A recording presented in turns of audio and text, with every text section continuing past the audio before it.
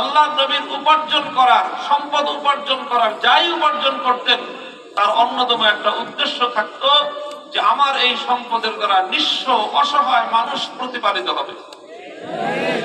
তাহমিলুল তাকসিবুল মা'দুম ওয়া তাহমিলুল কাল্লা। হযরত খাদিজা তৃতীয় বৈশিষ্ট্য বললেন আমার নবী সম্পর্কে যে আপনি বোঝা বহন করতে অক্ষম যে মানুষ, আপনি তার বোঝা নিজের কাঁধে তুলে নেন। ওয়া তুঈনু আলা নাবাইবিল হাক্কি। সর্বশেষ যে বৈশিষ্ট্যটি আল্লাহর নবী বলেছিলেন হযরত খাদিজা রাদিয়াল্লাহু আনহা, সেটি হলো যে প্রাকৃতিক কোন দুর্যোগ যখন মানুষের উপর চলে আসে অথবা কোন মানুষ যখন হকের উপর চলতে গিয়ে কোনো বিপদের সম্মুখীন হয়, তখন আপনি সেই মানুষটার সাহায্যে সবার আগে আপনি এগিয়ে যান। লক্ষ্য করেন, হকের উপর চলতে গিয়ে অথবা প্রাকৃতিক দুর্যোগের সম্মুখীন হয়ে যে মানুষটা বিপদগ্রস্ত হয়, আল্লাহর নবী তার সাহায্যে এগিয়ে যেতেন। কাজেই একদিকে যারা আজকে প্রাকৃতিক দুর্যোগের শিকার, তাদের সাহায্যে এগিয়ে যাওয়া এটা আমার নবীর অনেক বড় আদর্শ। সেই সঙ্গে যারা হকের পথে চলতে গিয়ে বিপদগ্রস্ত হয়, হকের পথে চলতে গেলে বিপদ আসবে, এটাই পৃথিবীর ইতিহাস। হকের পথে চলতে গিয়ে হযরত ইব্রাহিম আলাইহিস সালাতু ওয়াস সালামকে নমরুদের আগুনে নিক্ষিপ্ত হতে হয়েছিল। চলতে গিয়ে হযরত মুসা আলাইহিস সালাতু ওয়াস সালামকে ফিরআউনের অনেক জুলুম এবং নির্যাতন সহ্য করতে হয়েছিল। হকের উপর চলতে গিয়ে হযরত মুসা আলাইহিস সালামকে কারুন কর্তৃক অপবাদের শিকার হতে হয়েছিল। হকের উপর চলতে গিয়ে হযরত ইউসুফ আলাইহিস সালাতু ওয়াস সালামকে কারাগারে অন্ধকার প্রকোষ্ঠে নিক্ষিপ্ত হতে হয়েছিল। হকের উপর চলতে গিয়ে হযরত জাকারিয়া আলাইহিস সালাতু ওয়াস সালামকে দ্বিখণ্ডিত হতে হয়েছিল। হকের উপর চলতে গিয়ে হযরত ঈসা আলাইহিস সালাতু ওয়াস সালামকে হত্যার ষড়যন্ত্রের মুখোমুখি হতে হয়েছিল। হকের উপর চলতে গিয়ে হযরত মুহাম্মদুর রাসূলুল্লাহ সাল্লাল্লাহু আলাইহি ওয়াসাল্লামকে শিয়াবে আবি তালেবের মধ্যে 3 বছরের মতো অন্ধকার প্রকোষ্ঠের মধ্যে, অন্ধকার এলাকার মধ্যে কারারুদ্ধ থাকতে হয়েছিল। চলতে গিয়ে আমার নবী মুহাম্মদ সাল্লাল্লাহু আলাইহি ওয়াসাল্লামকে নিজের দেশ বাড়ি ছাড়তে হয়েছিল। হকের উপর চলতে গিয়ে আল্লাহর নবীকে বহুবার হত্যার ষড়যন্ত্রের শিকার হতে হয়েছিল। আর এভাবেই আল্লাহর নবীর পরে আজও পর্যন্ত 1400 বছর ইসলামের ঝান্ডাবাহী, ইসলামের ধারক বাহকরা প্রতি যুগে, প্রতি সময়ে, প্রতি শতাব্দীতে তারা হকের ঝান্ডা সমুন্নত রেখেছেন। আর এই ঝান্ডা সমুন্নত রাখতে গিয়ে কখনো হযরতে ইমাম আযম আবু হানিফা রাহমাতুল্লাহি আলাইহিকে কারাগারে রুদ্ধ হতে হয়েছে, বিষ প্রয়োগ করে তাকে হত্যা করা হয়েছে। ইমাম মালিক রাহমাতুল্লাহি আলাইহিকে অপমান আর লাঞ্ছিত করবার জন্য গাধার পিঠে আরোহণ করে বাজারের মধ্যে ঘোরানো হয়েছে। ইমাম আহমদ ইবনে হাম্বল রাহমাতুল্লাহি আলাইহিকে হকের উপর অটল আর অবিচল থাকতে গিয়ে অনেক চড়া মূল্য পরিশোধ করতে হয়েছে, কারারুদ্ধ হতে হয়েছে। প্রতিদিন ব্যত্রাঘাত করে করে তার শরীর থেকে রক্ত ঝরানো হয়েছে। হকের উপর চলতে গিয়ে ইমামে বুখারী রাহমাতুল্লাহি আলাইহিকে দেশ ছাড়তে হয়েছে। হকের উপর চলতে গিয়ে ইমাম ইবনে তাইমিয়া রাহমাতুল্লাহি আলাইহিকে জীবনে 6 বার কারাগারে বন্দী হতে হয়েছে। হকের উপর চলতে গিয়ে শাইখুল হিন্দ মাহমুদ হাসান দেওবন্দি রাহমাতুল্লাহি আলাইহিকে 4 বছর পর্যন্ত মালটার আন্দামান দ্বীপে বন্দিত্ব বরণ করতে হয়েছে।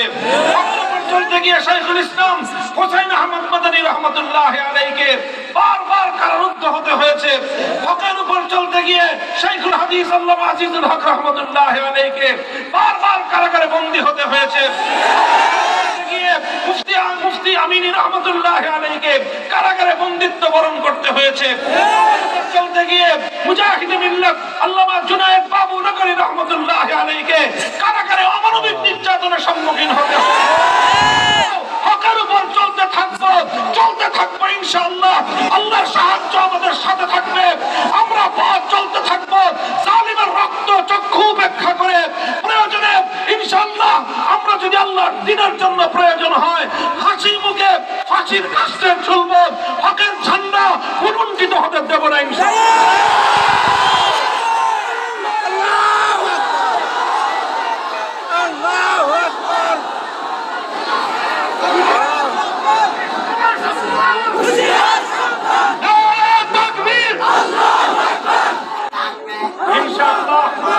ইতিহাস বলে ইতিহাস বলে হকের জন্য, সত্যের জন্য যে জীবন যায় সেই জীবনের দাম বেড়ে যায়। সত্যের জন্য যে রক্ত যায় সে রক্তের মূল্য বৃদ্ধি পায়। সত্যের জন্য যে ঘাম ঝরে সে ঘামের চেয়ে বেশি মূল্যবান হয়। সত্যের জন্য তোমার সন্তান যদি যায়, জীবন্ত সন্তানের চেয়ে তোমার শহীদ সন্তান তোমার জন্য বেশি উপকারী হবে। বারবার এই কথা প্রমাণিত হয়েছে। ইতিহাসের পাতায় পাতায় তার অসংখ্য দৃষ্টান্ত সোনার অক্ষরে লিপিবদ্ধ আছে। হে আমার বাংলাদেশের তৌহিদি জনতা, তোমাদেরকেও আজ আমি শপথ নেওয়ার আহ্বান জানাচ্ছি। তোমরা তোমাদের ভাই মামুনুল হককে দেখে অনুপ্রেরণা অর্জন করো।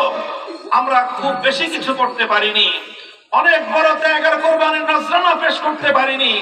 আমাদের ঈমান দুর্বল, আমাদের আমল স্বল্প, আমাদের সাহস দুর্বল, কিন্তু আমরা শুধুমাত্র আমাদের পূর্বসূরীদের, আমাদের আসলাফদের একটি দৃষ্টান্তকে অনুসরণ করার চেষ্টা করেছি। আফজলুল জিহাদি কালিমাতু হাক্কিন ইনদা সুলতানিন জাইর। জালিম বাদশার সামনে সত্য কথা উচ্চারণ করতে হবে। আমরা বলেছিলাম ভাস্কর্য ইসলাম সমর্থন করে না, মূর্তি ইসলাম সমর্থন করে না। হিন্দু ধর্মাবলম্বীরা তারা মূর্তি পূজা করবে, তাদের ধর্মের ব্যাপার, ইসলাম সেখানে মাথা ঘামায় না। হিন্দুদের ঘরে, হিন্দু ধর্মাবলম্বীদের উপাসনালয় মন্দিরে মূর্তি একটা না হাজারটা থাকুক, আমরা সেটা পাহারা দেব। আমরা কোনদিন কোন হিন্দু ধর্মাবলম্বীর কোন মূর্তি ভাঙা তো দূরের কথা, সেখানে অন্য কাউকে ভাঙতে দেব না। কিন্তু কোন মুসলমান ব্যক্তির, বিশেষ করে রাষ্ট্রীয় সম্পদ ব্যয় করে জাতীয়ভাবে ভাস্কর্যের নামে মূর্তি নির্মাণ করা হবে, এটা ইসলাম কোনদিন সমর্থন করে না। সে মূর্তি জারি হোক না কেন, আমরা অনেক আন্তরিকতাপূর্ণ ভাষায় সতর্ক করেছিলাম। আমি বলেছিলাম যে মূর্তি শুধু আপনার বাবা শেখ মুজিবুর রহমান সাহেবের নয়, যদি সেই মূর্তি জিয়াউর রহমান শহীদ জিয়াউর রহমানেরও হয়, আমরা সেটারও বিরোধিতা করি। সে মূর্তি যদি আমার বাবারও হয়, আমরা সেটাও ভেঙে গড়িয়ে দেব। আমি বলেছিলাম আল্লাহ নবী যেদিন মক্কা বিজয় করলেন, মক্কা পবিত্র বাইতুল্লাহর ছাদের উপর, ঘরের ভিতর ডানে বামে অসংখ্য মূর্তি ছিল। 360টার বর্ণনা প্রসিদ্ধ রয়েছে। আল্লাহ নবী এক একটা মূর্তি ভেঙেছেন, টেনে বের করেছেন, আর লাঠি দিয়ে খোঁচা মেরে মেরে ভূপাতিত করেছিলেন। আর নবীজির কণ্ঠে উচ্চারিত ছিল যা আল হক ওয়া যাহাকাল বাতিল ইন্নাল বাতিলা কানা যাহুকা। আমার নবী বলতেছিলেন মূর্তি হলো বাতিল, এই বাতিল মূর্তি মুসলমানদের সমাজে থাকতে পারে না। এরপরে একটি মূর্তি বাইতুল্লাহ শরীফের ভিতর থেকে, কাবা শরীফের ভিতর